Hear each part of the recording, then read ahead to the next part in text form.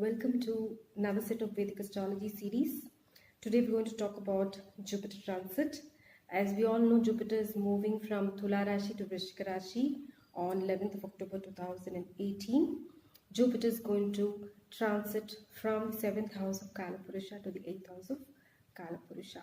Now, before we get into delineating a specific Rashi, the impact on a specific Rashi, a bit about what Jupiter is, a bit about what is the meaning of Gochara or transit, and a bit about Saturn's Karakatva as well. So who is Jupiter? Jupiter is the biggest planet in the cabinet ministry, right? It is said in one of the Sanskrit shlokas, Brahattanu Pingalamurti Jeksheno, Brahattanu Shreshtamurti Kavatmakaha. So Jupiter is someone who's noble in nature, who's got a very prosperous look, who's actually having honey-colored eyes and is also phlegmatic in nature, right? All planets, each of the Rashi has ownership. All the 9 planets own a particular Rashi, and Jupiter rules 2 Rashis, which is Dhanush Rashi and Meena Rashi, right? Both Dhanush Rashi and Meena Rashi is a dual signs, but Dhanush Rashi is actually a Rashi which is the 9th house of Kalapurusha, and Meena Rashi is the 12th house of Kalapurusha. The 9th house of Kalapurusha is the Bhagyasthana. It actually talks about religion, or rather I would say that it talks about the belief systems, right? So this Jupiter is a Jupiter who's highly religious in nature, who's highly principled in nature, who always wants to talk about rules, to follow rules, and who also preaches rules and regulations. He's not intolerant to anything who is not abiding by these rules and regulations, right? And what about, so that is the reason why, this guru is called as the Bhagyadipati, as 9th house is the Bhagyasthana, and he's also the Dharmadipati, because Dhanush is also something that signifies Dharma, right? Now, what about Meena Rashi? Meena Rashi is the 12th house of Kalapurusha, and it denotes moksha, right? That is the reason why Jupiter is also for moksha. He's called as the Mokshadipati. Now, Jupiter is a teacher, right? In fact, Jupiter is the Rig Veda Adipati as well. He owns all the knowledge that is there in the Rig Veda. I would say he owns all the wisdom that is there in the Rig Veda, right? Knowledge is something different, wisdom is something different, right? So Jupiter is a teacher, he's a preacher, he's a highly principled person, and this Jupiter always deserves a bigger platform, right? As far as the Karakas is concerned, he owns the Bhava Karakas are concerned, he owns the 2nd Bhava and also the Dhana Bhava, the Kutumba Bhava. Also the 5th Bhava is owned by Jupiter. He's the Santana Karaka and he's the Kutumba Karaka, he's the Dhana Karaka as well. Any place which is got cash flow involved is ruled by Jupiter, like banks, financial, wherever there is a exchange of money, banks and financial institutions is ruled by Jupiterian nature, right? So if your Jupiter is very strong, you're likely to be working in a bank or a financial institution, or in a money exchange area, foreign exchange area, or even you could also be doing very well in business. Added to it, if your Mercury is strong, then that's a double benefit, right? Now, which are the places where Jupiter is very strong in nature? Jupiter exalts in Karkataka Rashi, Cancer Rashi, and debilitates in Makara Rashi. What does it mean? Jupiter gains a lot of strength in all these tattvas that I was talking about, and he does not have that much of strength in Makara Rashi, right? And his tattva is phlegmatic in nature. As far as the body organs are concerned, Jupiter actually rules the liver. He also rules the fat cells, and also the lungs, the respiratory system. The complete respiratory system is ruled by Jupiter. So if Jupiter is weak, there's a possibility that these places can actually trigger some reaction, due to which you may fall sick. So now let's talk about the aspects. Every planet has an aspect. It's also called as drushti, like how I'm able to see something from here. That's called as the drushti. Every planet has a drushti from where it's sitting, right? Which means that this planet is able to bless that particular house with whatever karakatvas that it is having. So Jupiter as such aspects the 5th house from where it's posited, the 7th house from where it's posited, and the 9th house from where it's posited. So basically it is 5, 7 and 9. Especially Jupiter is a karaka of the 5th house, so which is for children, which is for Purva Punya Sthana. Aspect of Jupiter on the 5th house is highly recommended, highly beneficial, number 1. Number 2, in terms of the transit, right? Whenever Jupiter is transiting into your 2nd house, the 5th house, the 7th house, the 9th house, and the 11th house, it's supposed to be extremely beneficial, especially if your 9th lord is also aspecting these signs. That's a double benefit, right? So basically, Jupiter is a highly beneficial planet. Now let's talk about the 10 qualities that a Jupiterian character will have.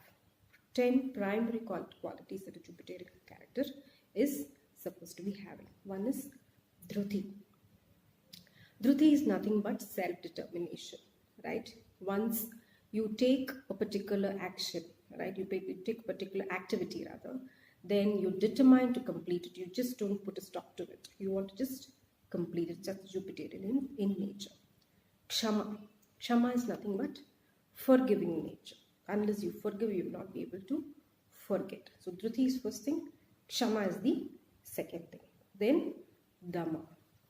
What is Dhamma? Dhamma is nothing but self-control. Control of your physical senses, your mental senses. Dhamma.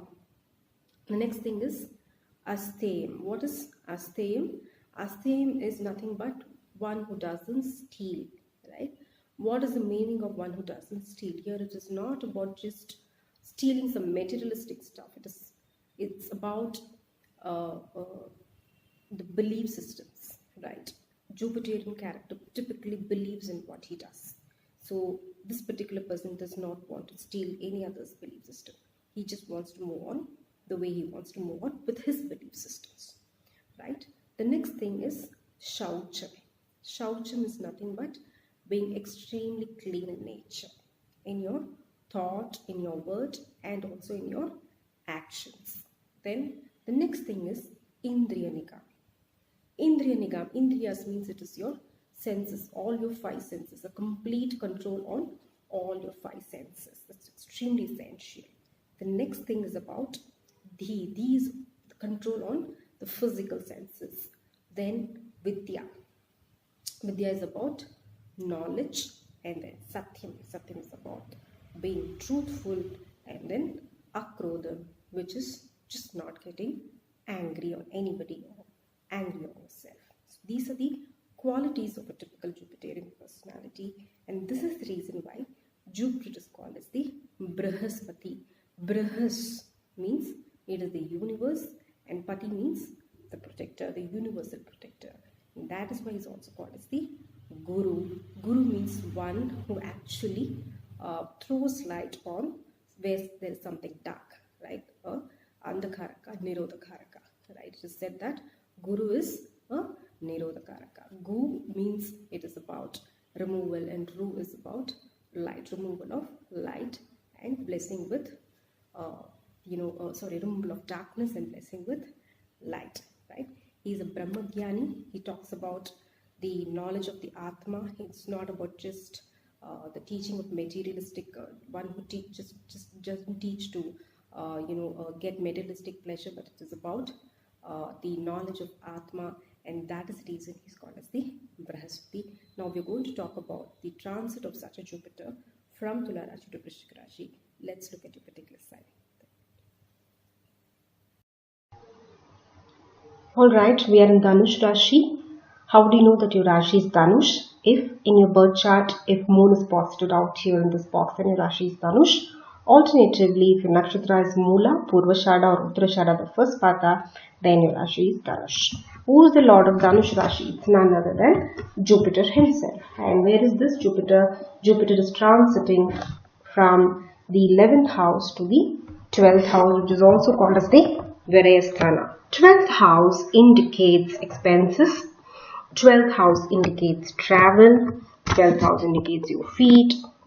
12th house indicates moksha, 12th house indicates religious visits, pilgrimages, and 12th house also indicates pet comfort. The ultimate pleasure, which is moksha, is seen in the 12th house, right? Who is Jupiter? Jupiter is the Dharmadipati, the Bhagyadipati, because he owns the 9th lord of the Kala Purusha. He is a natural teacher, he is a natural philosopher. He is always bound in a particular framework. He follows all the rules. He is the Dharmadipati, right? This Jupiter is actually transiting to your 12th house, indicates that this is a wonderful time for you to, especially if you're a natural philosopher, right, depending upon your lagna and the aspects on your lagna and the lagna lot. If you're a natural philosopher, it's extremely auspicious time for you to understand the finer aspects of life, the finer aspects of religion, the finer aspects of the universal truth, and that is seen in the 12th house, although it is called as a dostana, right? This is a house, the 12th house, since this Rashi is Scorpio, moon debilitates in this particular Rashi, and Jupiter will enhance the Karakatva of the Scorpio Rashi, which means your thoughts will actually amplify. Jupiter is a natural amplifier wherever he sits. Your thoughts will amplify. Your philosophical nature will start coming out naturally, right? With Saturn in your lagna, who is the second lord, which is the indicator of Kutumbasthana in your lagna, and Saturn is also the third lord and in your Rashi, right? This will also indicate that you will look at solitude. In the month of March 2019, Ketu is also going to join you in this lagna. So if you see, your lagna is actually surrounded by big energies like Jupiter and Ketu himself joining Saturn indicates that it's a fantastic period for you to be extremely philosophical, and if you need to take a decision, visit pilgrimage points, visit temples, visit the place where you feel that you will be yourself. Be in solitude wherever it is, whether it's a temple, whether it's a resort. Be in solitude, and that's where you will find your ultimate